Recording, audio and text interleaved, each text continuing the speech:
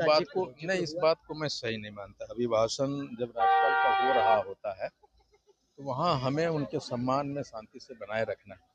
और बाकी मामला तो बिहार विधानसभा का पटल है, उसमें हम उठा सकते हैं सारी चीज़ों को। सीबीआई देने का मतलब ये साबित करते हैं कि हम बिहार का जो पुलिस है वो सक्षम है। क्या हमारे पुलिस प्रशासन इतना कमज़ोर है कि हम इस नीट के छात्रा के साथ हुए घटना का उद्भेदन नहीं कर सकते? नहीं कर पा रहा है जनता, तो उनके ऊपर प्रश्न चिन्ह, उनकी काबिलियत पर प्रश्न चिन्ह है, पुलिस की काबिलियत पे प्रश्न चिन्ह है ना। फिर सदन में मामला उठेगा। हमको लगता है कि जबरदस्त उठेगा। आईआईपी के राष्ट्रीय अध्यक्ष और सहरसा से विधायक इंजीनियर आईपी गुप्ता हमारे साथ बातचीत करने के लिए हैं।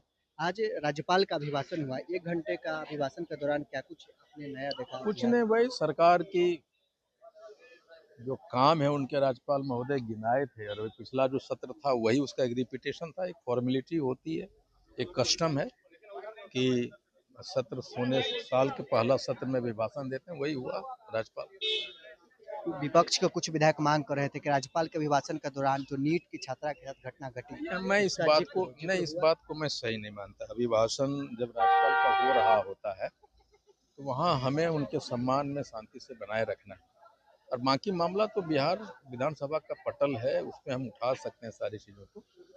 लेकिन भारतीय संविधान के परंपरा के अनुसार राज्यपाल का जब अभिभाषण हो उसमें हमें शांति से सुनना चाहिए, उस कस्टम पालन होना चाहिए। उस बात का मैं खिलाफ हूँ। नीट की छात्रा के साथ जो घटना घटी उसको कैसे देखते हैं? अब मामले सीबीआई के पास नहीं, सीबीआई देने का मतलब ये साबित करते हैं कि हम बिहार का जो पुलिस है वो सक्षम है।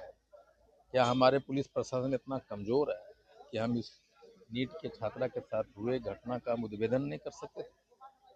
आप लिपापोती करने के लिए दिया गया। सम्राट चौधरी ने कहा कि मामला इसलिए सीबीआई को दिया गया कि पीड़ित परिवार और पॉलिटिकल पार्टी के बयान से लगा कि लोग संतुष्ट नहीं है।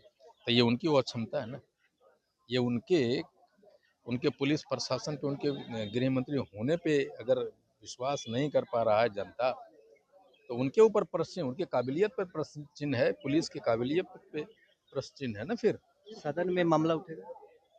हमको लगता है कि जबरदस्त उठेगा। आईपी गुप्ता भी उठाएंगे नीट मामला? नहीं, हमसे पहले बहुत लोग उठा चुके, जब तक मेरा नंबर आएगा तब तक उठ चुका होगा। तो उम्मीद लगता है कि अब पीड़ित परिवार को न्याय मिलेगा सीबीआई के पास? नहीं, मुझे नहीं लगता, ये लिपापोती के लिए दिया गया। कल केंद्र का बजट पेश किया गया लेकिन बिहार का जिक्र एक भी बार नहीं किया गया।